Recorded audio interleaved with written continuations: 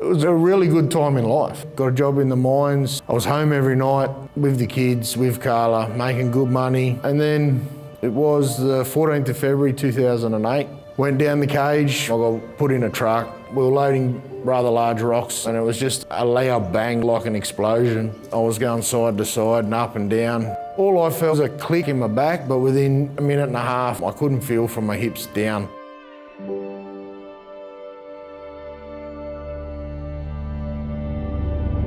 I was pregnant and then you get the call that my husband's had an accident. I thought, he's going to be okay. He's always okay. We're the ones that get hurt and he looks after us. But it wasn't okay, yeah.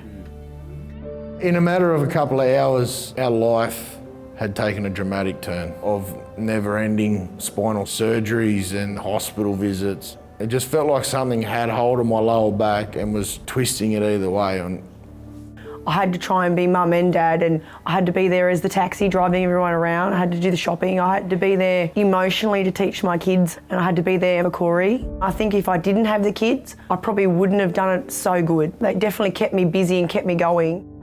First 3 or 4 years were the hardest. Everyone's idea of pain management was just up your pills. They told me I've got to live with my pain I'm in, and that's scary because I was 26 when the accident happened.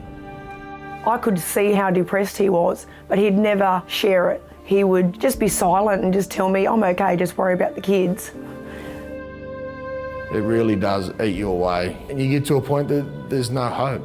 Within 2 years, work had medically retired me. Of the 20 blokes that I work with, I don't speak to any of them anymore.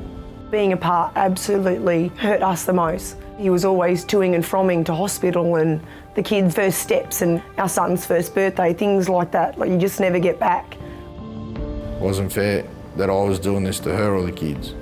That was my breaking point. I don't like to admit it, but I actually thought about suicide. I'd actually written Carla a letter and walked out. He was going through a really big dark times. Didn't want to be in the world because he didn't feel like he contributed to anything. To him, he felt like he was a burden to us. That's not what it was for us at all. We just wanted to help him be better. I'd let my injury overtake my life and I needed to start looking after myself again. Now, if I didn't, I wouldn't have Carla, I wouldn't have the kids, and that realisation of not having them was my motivation. So my first step was to get off the medication. It took me 2 years to wean off all the drugs, and then the clarity started coming through. I really started focusing on what I could do. With my mental change off the drugs, the kids were more happy. They were excited that Dad was outside on his walking stick or turning up to school things. It's not like it gets better, it just gets easier and you learn to manage it. You just have to be patient. If you just take one day at a time, I find that's much easier. To us, the system fed the negativity and it was always hard to get our fortnightly wage. It was always hard to get treatment.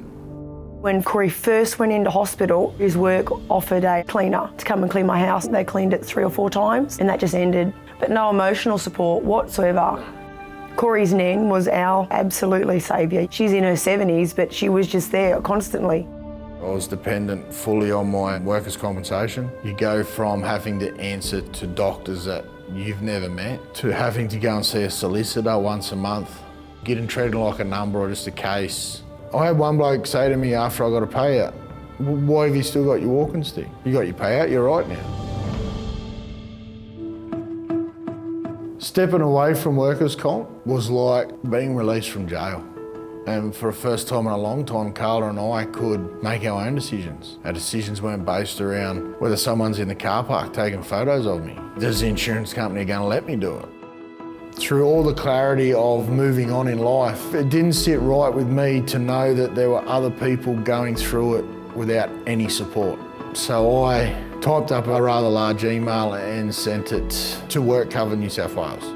They got in touch with Rosemary. She had a program, Craig's Table, for injured workers, and then put us two together, and for the last 12 months we got the green light to set something up for injured workers, just somewhere that they can come and talk to someone that understands what they're going through on a daily basis. If I can help one person, I've done my job. I'm really looking forward to seeing Craig's Table grow and help. We are a lot closer and it's opened our eyes up, you know, what we really would like out of life. Carla and I are still together as a family unit. Seeing the kids smile, it's the little things in life. Sometimes it's dark, sometimes it's only a faint flicker, but there is light at that end of that tunnel.